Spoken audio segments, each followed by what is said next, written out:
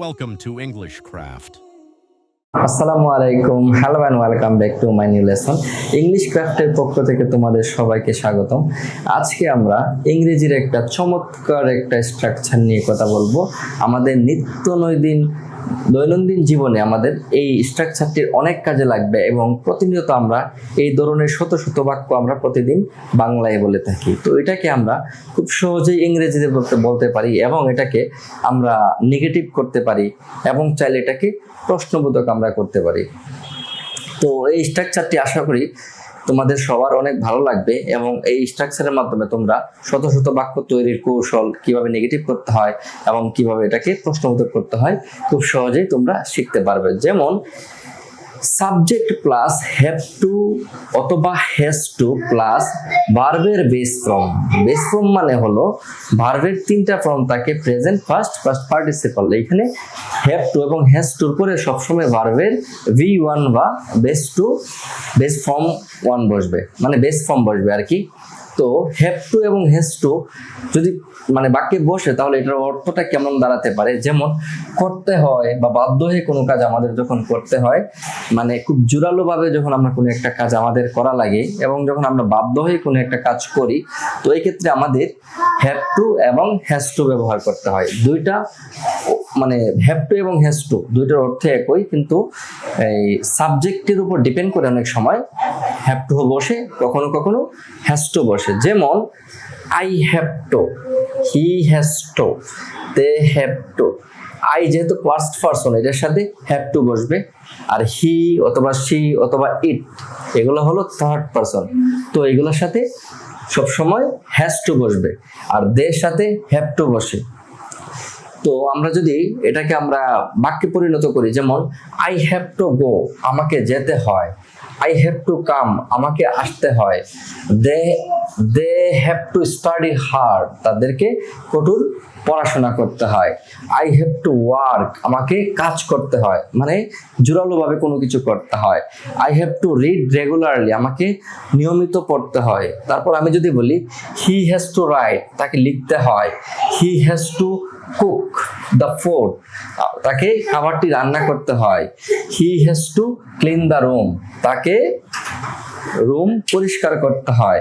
He has to finish the work, তাকে কাজটি শেষ করতে হয়। তাহলে I have to, they have টুর সাথে তুমি যদি এখানের প্রত্যেকটি ভার্ব যদি তুমি ব্যবহার করো, not only of this verb, তুমি যদি তোমার মনে যেই ধরনের কথাই আসে যে কোনো ভার্ব যদি মিলিয়ে ইউজ করতে পারো, তাহলে এই একটা স্ট্রাকচার দিয়ে তুমি শত শত হাজার বাক্য খুব সহজেই তৈরি করতে পারবে। আশা করি তোমরা পজিটিভ যেই বিষয়টা আসলে বুঝতে পেরেছো। এখন এটাকে যদি আমরা নেগেটিভ করতে যাই, খুব সহজ। জাস্ট নেগেটিভ করতে হ্যাভ টু এবং হ্যাজ টুর পরিবর্তে কখনো কখনো দিতে হবে ডোন্ট হ্যাভ টু, আর কখনো দিতে হবে ডাজন্ট হ্যাভ টু।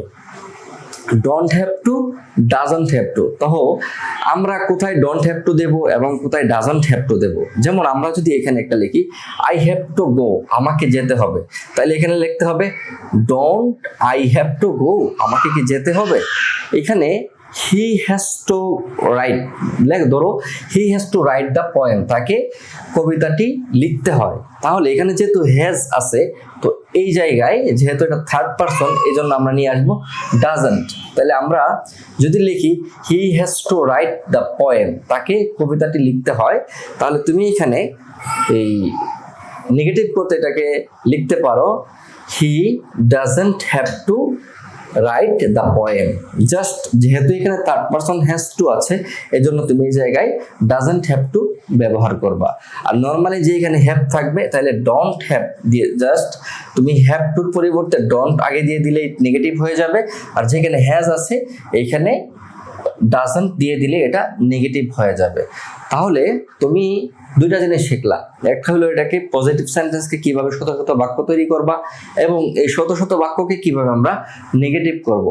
আর এই বাক্যগুলাকে আমরা আবার প্রশ্নবোধক করতে পারি।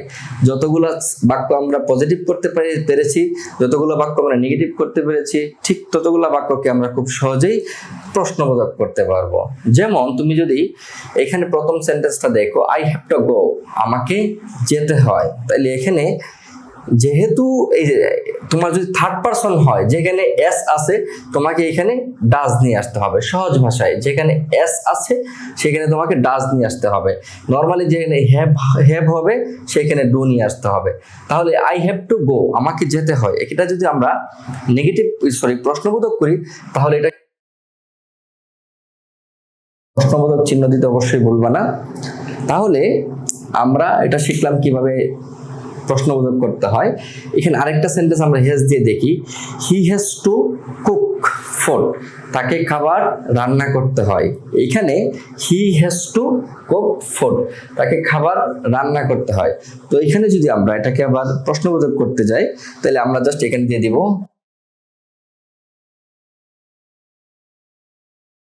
তো এখানে আমার একটা প্রশ্ন আছে যে আমি ডাজ নিয়ে আসলাম, এখানে তো হ্যাজ টু ছিল, তাহলে আমরা এখানে কেন হ্যাভ টু দিলাম? সবসময় মনে রাখবা এই এস এর পরিবর্তে যে এখানে ডাজ চলে আসছে, তো দ্বিতীয় ক্ষেত্রে আবার কখনোই হ্যাজ হবে না। পরবর্তীতে এই হ্যাজ এর পরিবর্তে যেহেতু ডাজ চলে আসছে, তো পরবর্তীতে সবসময় হ্যাভ টু ব্যবহার করতে হবে। আশা করি এই পুরো স্ট্রাকচার এবং বাক্যগুলো তোমরা খুব সহজেই বুঝতে পেরেছো। আর যদি তোমরা এরকম নতুন নতুন ভিডিও পেতে চাও, আশা করি ইংলিশ ক্রাফটের সাথে থাকবে। আসসালামু আলাইকুম ওয়া রাহমাতুল্লাহ। Thanks for watching.